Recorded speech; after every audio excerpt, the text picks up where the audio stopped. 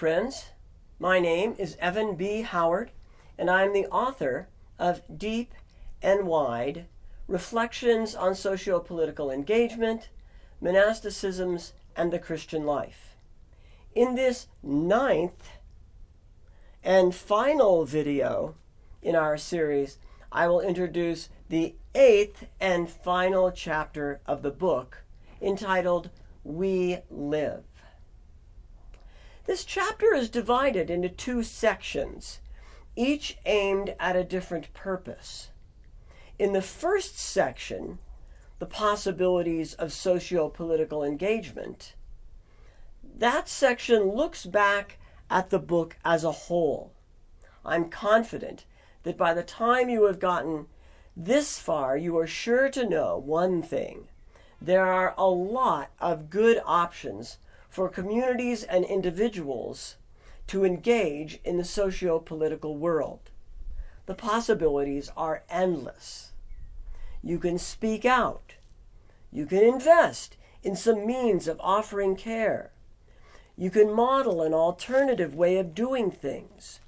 You can take formal governmental action. And you can pray. Yes, prayer.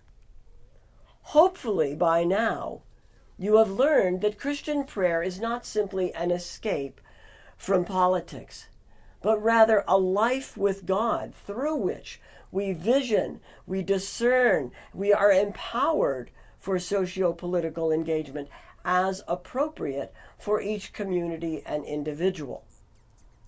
One of my big goals of this book is to help folks take appropriate action free from unnecessary guilt or pressure. Our life with God, including our political life, is a following after God's concerns in the midst of the realities of our own lives, sensitive to the leading of the Holy Spirit and the communities that surround us. We pay attention to our context through socio-political self-examination. We evaluate our options through the practice of discernment. We persevere through the keeping of a rule of life. These monastic practices are not means by which we avoid socio-political engagement. They are rather the vehicles through which we discover and we offer our best possible contribution to the world. This chapter looks back to the 3 primary points of the 2nd chapter. We are political people. Politics is not merely statecraft. Change within and change without go hand in hand. Again, by now you should be very familiar with these matters as you have seen them develop through the book. But it is good to summarize them and see how they affect us today. We don't need to be surprised about the current political arguments. Face it, we are political people, and making the best order in this world we can is part of our calling as human beings, even though in a fallen world this calling gets a bit complicated.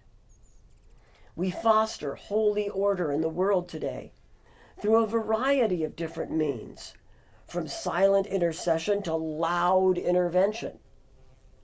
Politics is more than statecraft. And of course, as we all know, who we are within shapes how we act without. Remember these points. They will serve you well over the long haul. The 2nd section of the chapter is called The Promise of New Monasticism. So far, we have spent a good deal of time reflecting on politics and hearing stories from old monasticism.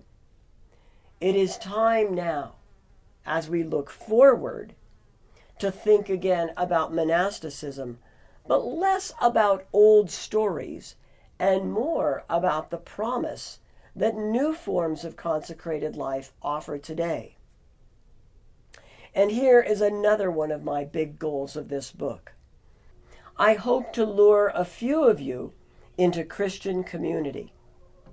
I think there are all kinds of benefits of sharing life together, and I hope you will recognize how the characteristics of healthy community can be found in new monastic expressions. In one sense, the book is really all about the appendix. If in the course of the book I have persuaded you to go shopping through the appendix at all the interesting monastic communities, the book has done its job. Thank you for joining me in this exploration of socio-political engagement, monasticism, and the Christian life. I hope you have a lovely journey, deep and wide.